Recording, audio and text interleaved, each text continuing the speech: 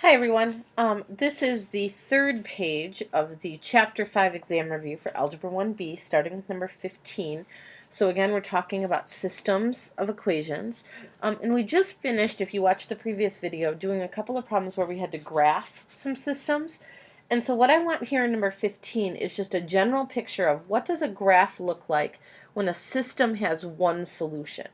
Remember, the solution to a system is where the two lines cross. So anything where your two lines intersect, doesn't matter how they intersect, would be a system with one solution.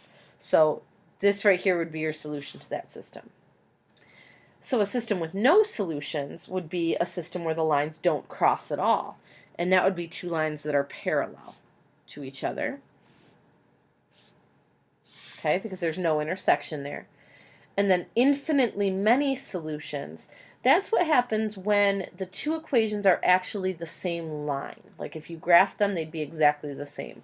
So you would graph one line and it would end up looking like, I don't know, something like this. And then when you go to graph the other line, it's exactly the same. And I always just kind of darken in this line to show that there's like two lines on top of each other. Okay. So infinitely many is when you have two lines that are really the same line. They're laying right on top of each other, and then any point is considered an intersection point. And then it says, for each system above, tell whether it's consistent or inconsistent. Well, consistent means it has a solution. Inconsistent means it has no solution. So this first one would be consistent.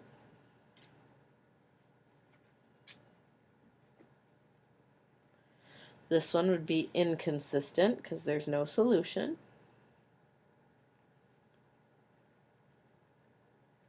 And this one would be considered consistent because, like I said, any point on that line would be considered to be a solution.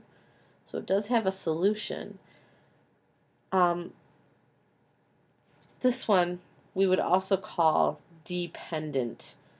You don't really have to worry about that terminology in terms of your exam, but just so you know, the difference between this one and this one is that this would be consistent and dependent. This would be consistent and independent. Okay, looking at number 16, we need to solve this inequality. Remember, solving an inequality is almost just like solving an equation. We're going to take the same steps. So I would add 3 to both sides. So I end up with 2c is less than or equal to 8. Divide by 2, divide by 2, and c is less than or equal to 4. So that would be my solution. But then it says graph on a number line. So I'm going to draw myself a number line, and I know I want to use 4 here. I don't care if you put other numbers on the line or not.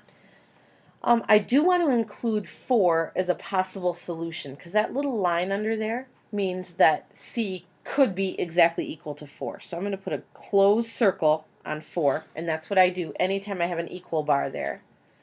And then this is less than, pointing to the left. So I'm going to shade everywhere where the numbers would be smaller than 4, which is everywhere to the left of 4.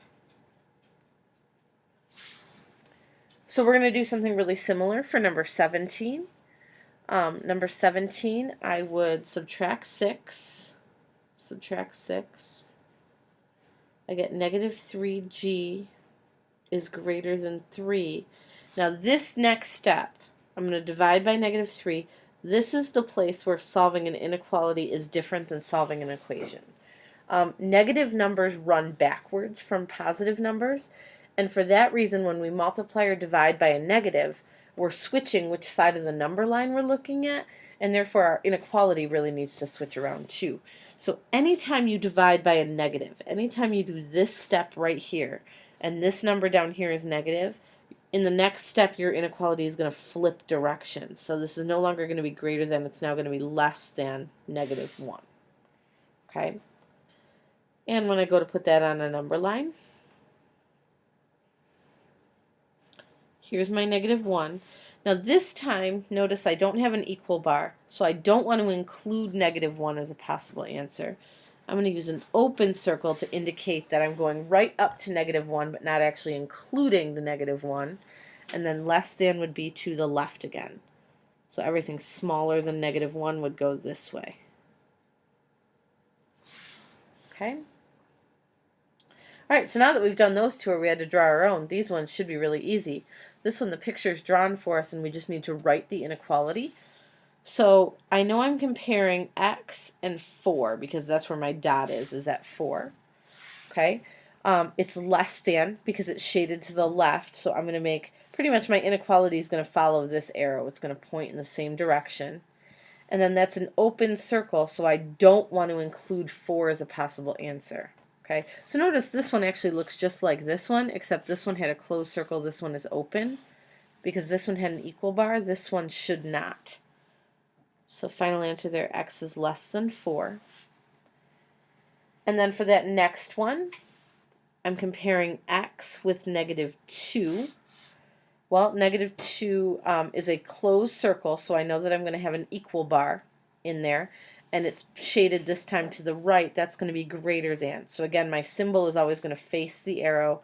And then I also want an equal bar in there. Final answer, x is greater than or equal to -2. Okay, we'll pick up with some bigger graphing stuff in our next video.